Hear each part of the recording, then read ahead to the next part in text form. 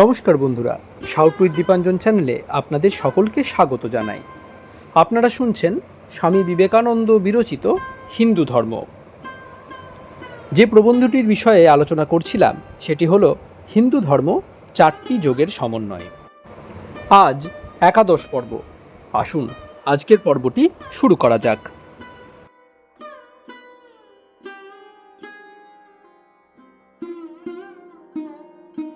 ইহাই ধর্মের সমসাময়িক অবস্থা, ইহাই বর্তমান পরিস্থিতি। আমি এমন একটি ধর্ম প্রচার করিতে চাই যাহা সকল প্রকার মনের উপযোগী হইবে। ইহা সমভাবে দর্শনমূলক, তুল্যরূপে ভক্তিপ্রবণ, সমভাবে মরমী এবং কর্ম প্রেরণাময় হইবে।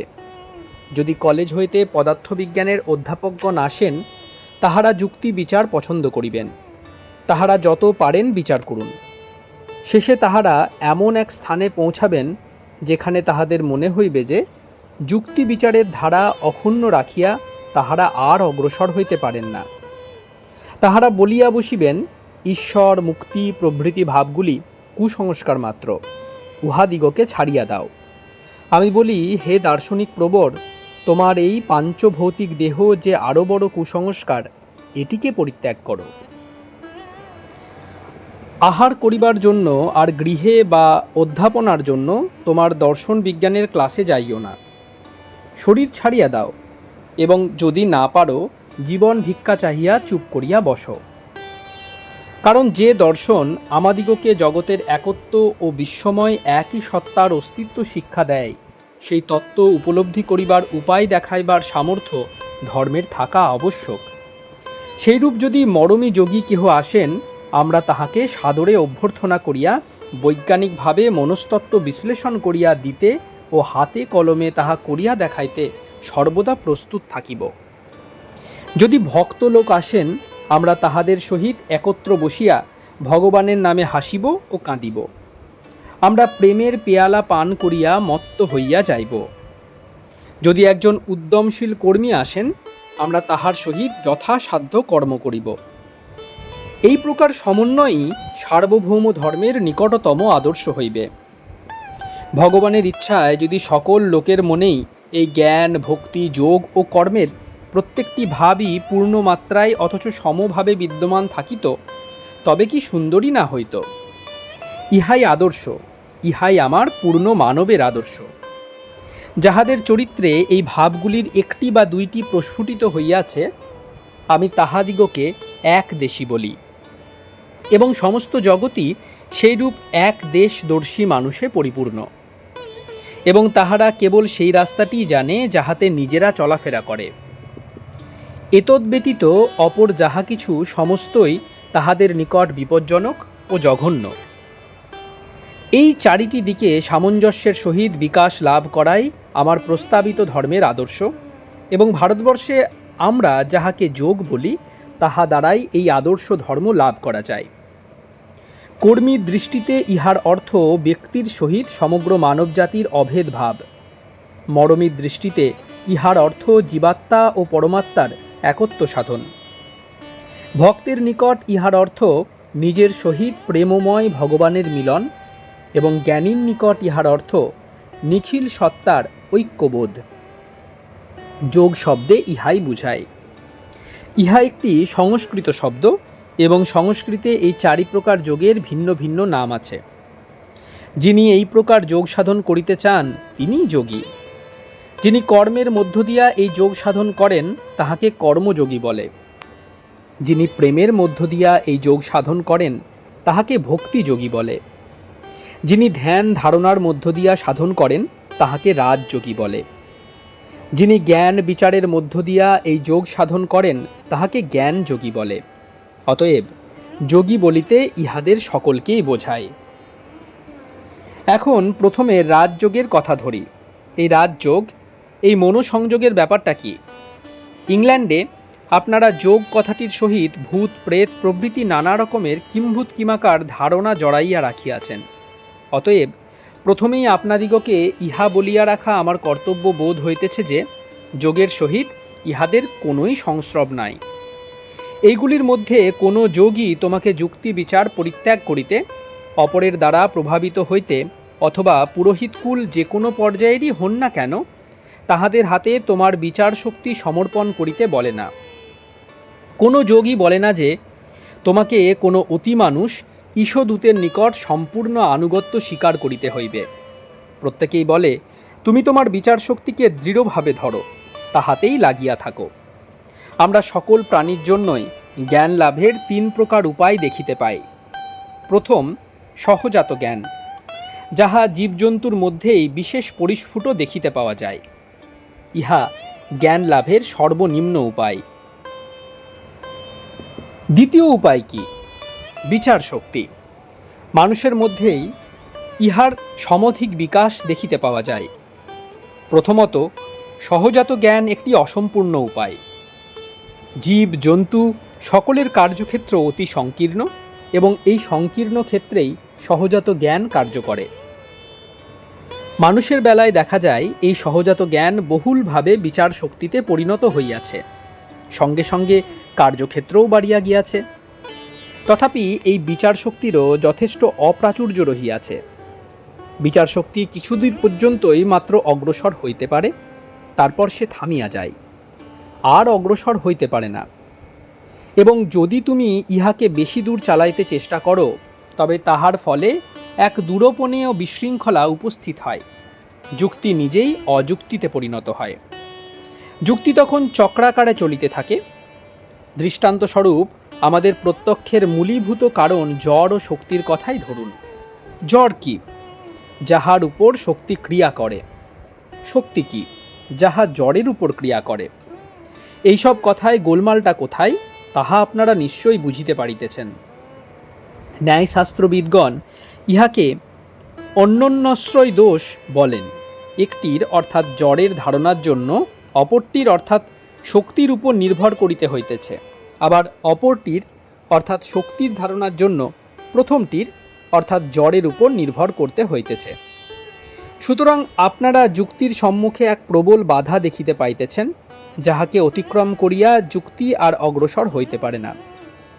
তথাপি এই বাধার অপর প্রান্তে যে অনন্তের রাজ্য রহিয়াছে, সেখানে পৌঁছাইতে যুক্তি সর্বদা ব্যস্ত।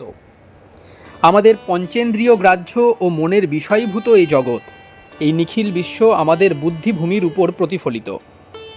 সেই অনন্তের এক কণিকা মাত্র বুদ্ধিরূপ জাল দ্বারা বেষ্টিত এই ক্ষুদ্র গণ্ডির ভিতরে আমাদের বিচার শক্তি কার্য করে, তাহার বাইরে যাইতে পারে না। সুতরাং ইহার বাহিরে যাইবার জন্য আমাদের অপর কোনো উপায়ের প্রয়োজন। প্রজ্ঞা বা অতীন্দ্রিয় বোধ। অতএব সহজাত জ্ঞান, বিচার শক্তি ও অতীন্দ্রিয় বোধ এই 3টি জ্ঞান লাভের উপায়। পশুতে সহজাত জ্ঞান, মানুষে বিচার শক্তি ও দেব মানবে অতীন্দ্রিয় বোধ দেখিতে পাওয়া যায়।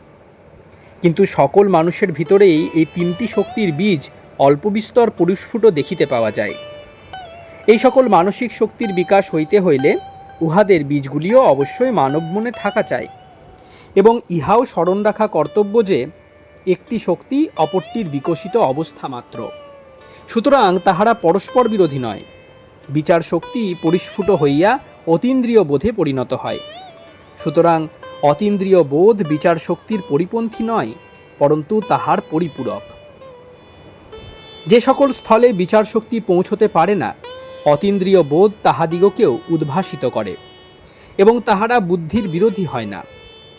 বার্ধক্য বালকত্বের বিরোধী নয়, পরন্তু তাহার পরিণতি।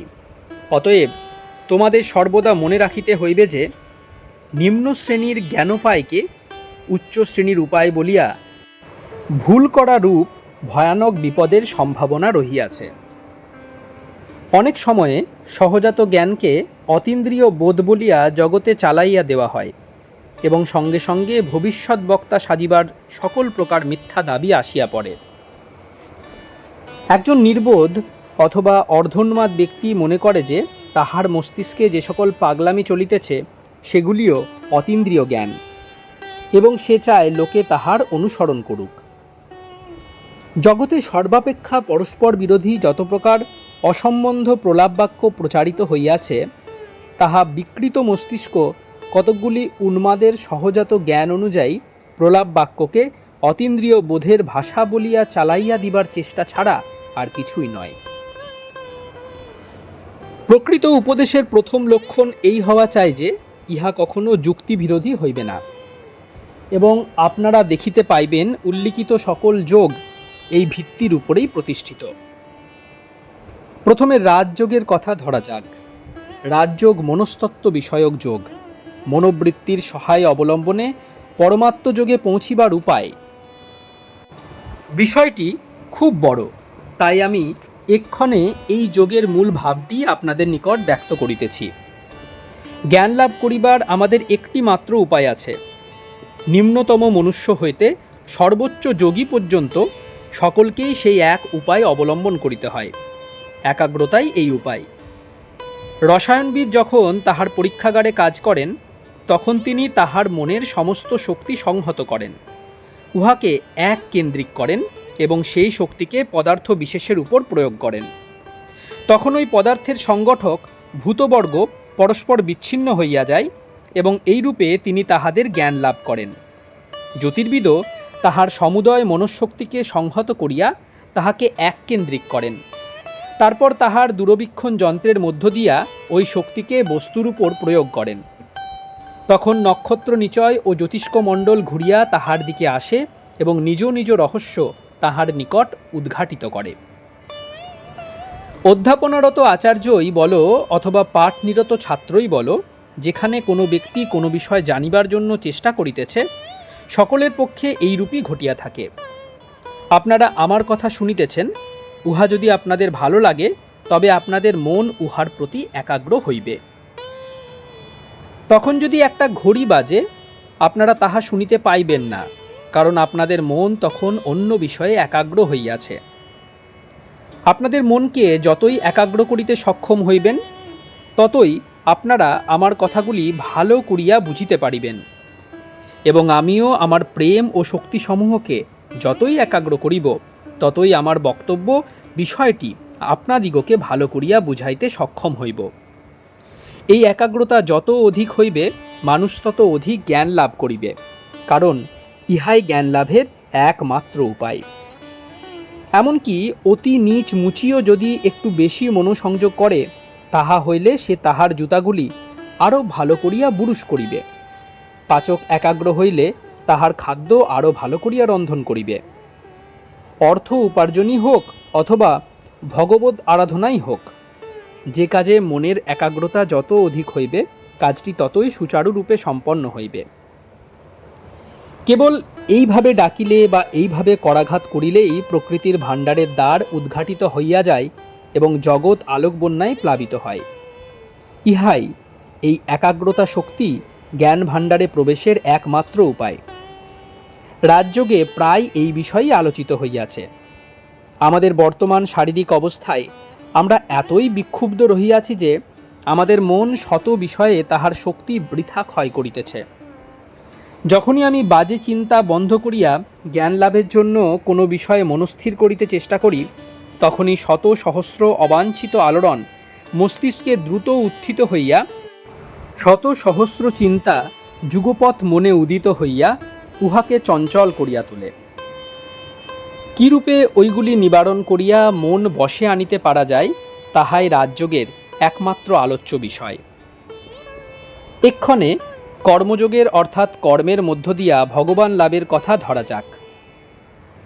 সংসারে এমন অনেক লোক দেখিতে পাওয়া যায়, যাহারা কোনো না কোনো প্রকার কাজ করিতেই যেন জন্মগ্রহণ করিয়াছে।